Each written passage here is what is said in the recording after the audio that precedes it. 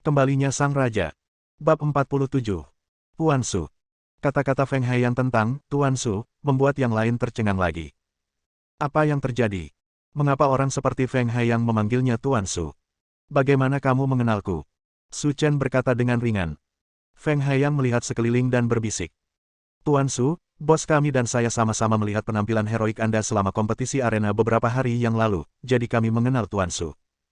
Su Chen mengangguk lalu berkata. Karena saya tidak bisa masuk tanpa kartu anggota, saya akan kembali dulu. Hei, Tuanku Su, Anda tidak boleh pergi. Saat Anda datang ke dinasti KTV kami, Anda adalah tamu yang sangat penting. Siapa yang berani meminta kartu anggota dari Anda? Terlebih lagi, apapun yang terjadi di masa depan, siapapun, tidak peduli berapa banyak orang yang ada, bisa masuk dan bermain selama mereka menyebut nama Tuan Su. Mendengar ini, Wang Zilong dan Jiang Xiaohui tercengang. Apa yang terjadi? Bisakah saya masuk tanpa kartu anggota? Selain itu, bisakah Anda mengajak seseorang masuk dengan santai? Manajer Feng, apa maksudmu? Saya punya kartu anggota dan hanya bisa membawa 4 orang, tapi dia tidak punya apa-apa, tapi dia bisa masuk dengan santai. Anda tidak memberikan wajah keluarga Wang kami. Tuan Muda Wang, Anda mempersulit saya. Ini diatur oleh bos kami, dan saya hanya mengikuti aturan. Karena Wang Zilong juga seorang orang kaya yang terkenal di Linyang, Feng Haiyang tidak mudah tersinggung, jadi dia membuang kesalahannya. Bosmu. Wang Zilong terdengar curiga. Ya, ini semua diatur oleh bos kita. Saat ini, Wang Zilong juga menyadari ada sesuatu yang tidak beres. Pria itu menyuruh Zhou Tonghai menyerah, dan kemudian membiarkan pemilik dinasti KTV memperlakukannya seperti ini. Saat ini, Wang Zilong menyadari bahwa jika dia ingin mengalahkan Su Chen, dia harus melakukannya secara rahasia. Bunuh dia tanpa menyadarinya. Sayangku, kamu adalah pemuda terbaik di Linyang, kamu tidak bisa ditekan olehnya. Aku tahu.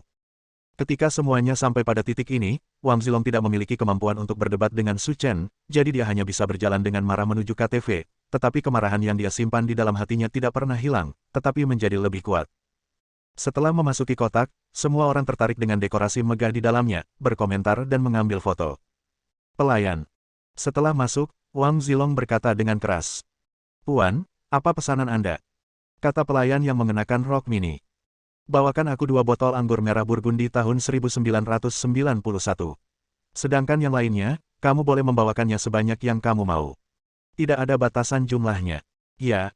Setelah pelayan pergi, Wen Zhengli berkata dengan heran. Saudara Long, anggur merah Burgundi tahun 1991 itu sangat mahal. Sebotolnya berharga ratusan ribu. Ayah saya memiliki sebotol di lemari anggurnya. Saya hanya dapat melihatnya. Minumlah, saya akhirnya bisa memuaskan keinginan saya hari ini. Anggur merah kelas atas seperti ini bukanlah sesuatu yang bisa diminum oleh orang biasa, kata Jiang Xiaohui dengan ekspresi bangga. Mendengar pujian dari semua orang, suasana hati Wang Zilong sedikit mereda. Dia menyilangkan kaki dan berkata, sudah kubilang, karena aku kuliah di Amerika, aku tahu banyak tentang anggur merah. Anggur merah Burgundi ini adalah yang terbaik anggur merah terbaik di dunia. Kebanyakan orang tidak bisa meminumnya. Karena ini adalah anggur merah terbaik dunia, apakah cara meminumnya sangat khusus? Bai Susu bertanya. Tentu saja nanti kamu bisa belajar dariku, agar tidak membuat orang lain tertawa. Oke, kami tidak ingin menyia-nyiakan kesempatan untuk mencicipi anggur merah. Pada saat ini, pintu kamar pribadi dibuka, dan seorang pelayan dengan rok mini masuk. Tuan, ini anggur yang Anda minta.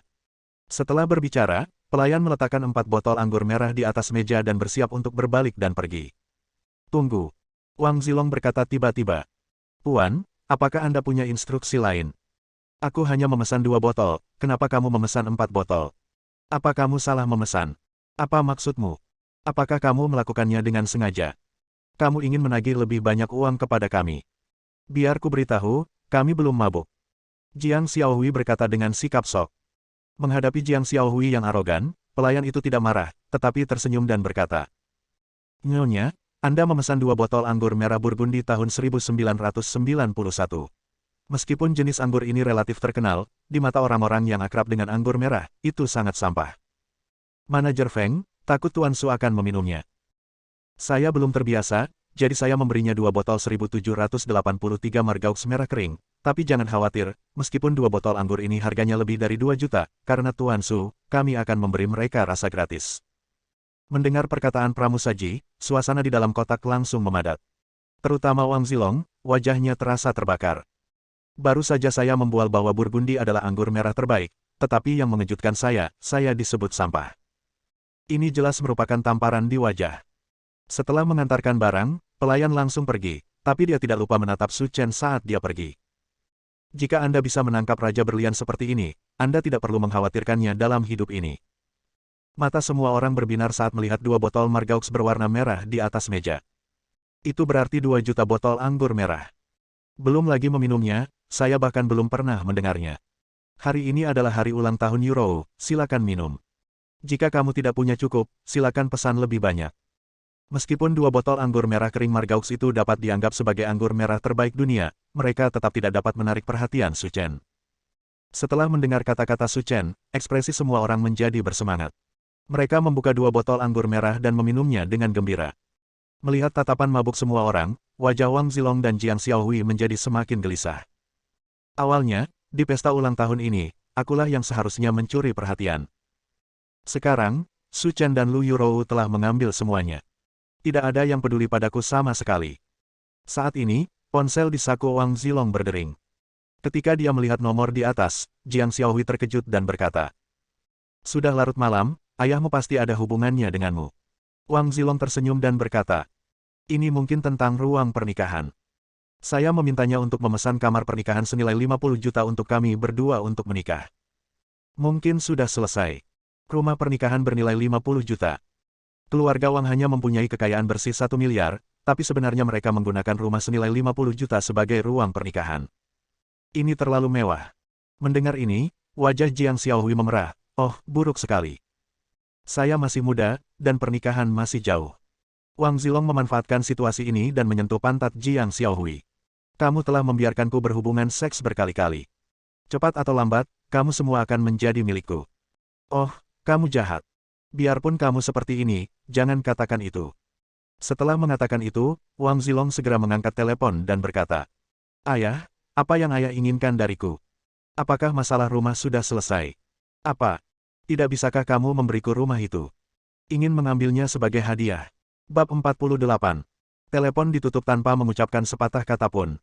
Semua orang menatap Wang Zilong, bertanya-tanya apa yang sedang terjadi. "Sayang, apa yang terjadi?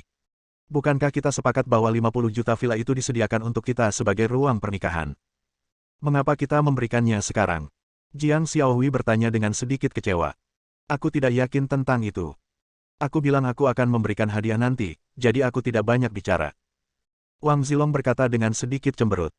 "Saudara Long, jika kamu memberiku villa senilai 50 juta sebagai hadiah, keluargamu pasti terlalu murah hati," kata Wen Zhengli dengan iri. "Tidak ada yang bisa kita lakukan.